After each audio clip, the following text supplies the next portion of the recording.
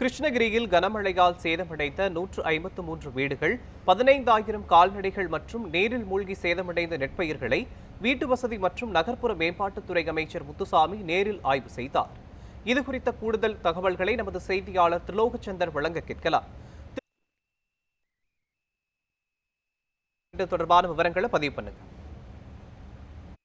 கிருஷ்ணகிரி மாவட்டத்தில் உள்ள ஊத்தங்கரை தாலுகாவில் நேற்று முன்தினம் 50 சென்டிமீட்டர் மழையும், போச்சம்பள்ளி தாலுகாவில் 25 சென்டிமீட்டர் மழையும் கொட்டி தீர்த்தது. இதன் காரணமாக போச்சம்பள்ளியில் உள்ள சமத்துவபுரம் மற்றும் ஊத்தங்கரையில் பேருந்து நிலையம், அண்ணாநகர் உள்ளிட்ட பகுதிகளில் வீடுகள் எல்லாம் நீரில் மூழ்கியது. இந்த நிலையில் இந்த வெள்ளத்தின் காரணமாக ஊத்தங்கரை மற்றும் போச்சம்பள்ளி, பர்கூர் உள்ளிட்ட பகுதிகளில் 153 வீடுகள் சேதமடைந்திருக்கிறது.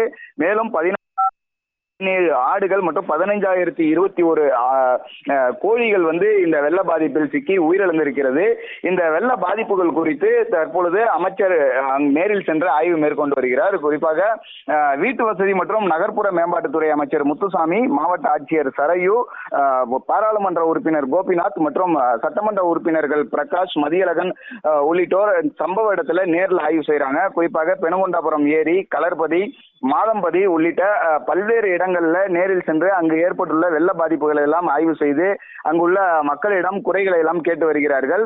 இந்த இரண்டு தாலுகாவில் மட்டும் அதிக அளவிலான பாதிப்புகளை ஏற்படுத்தி இருக்கிறது. கிட்டத்தட்ட 100கணக்கான ஏக்கர் பயிர்கள் சேதமடைந்திருக்கிறது. ஏராளமான வாகனங்கள் நீரில் அடித்து செல்லப்பட்டிருக்கிறது.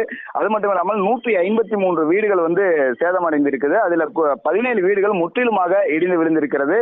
அது மட்டும் இல்லாமல் கோழி பண்ணைகளில் இருக்கக்கூடிய 15,000 கோழிகள் உயிரிழந்திருக்கிறது. மேலும் 17 மாடுகள், ஆடுகள் எல்லாம் சேர்ந்து உயிரிழந்திருக்கிறது. இந்த பாதிப்புகளை எல்லாம் தற்பொழுது அமைச்சர் நேரில் ஆய்வு மேற்கொண்டு வருகிறார். கிருஷ்ணகிரி மாவட்டத்தில் மழை வெள்ள பாதிப்புகளை அமைச்சர் முத்துசாமி பார்வையிட்டது தொடர்பான விவரங்களை வழங்கியதற்கு நன்றி திலோகச்சந்தர்.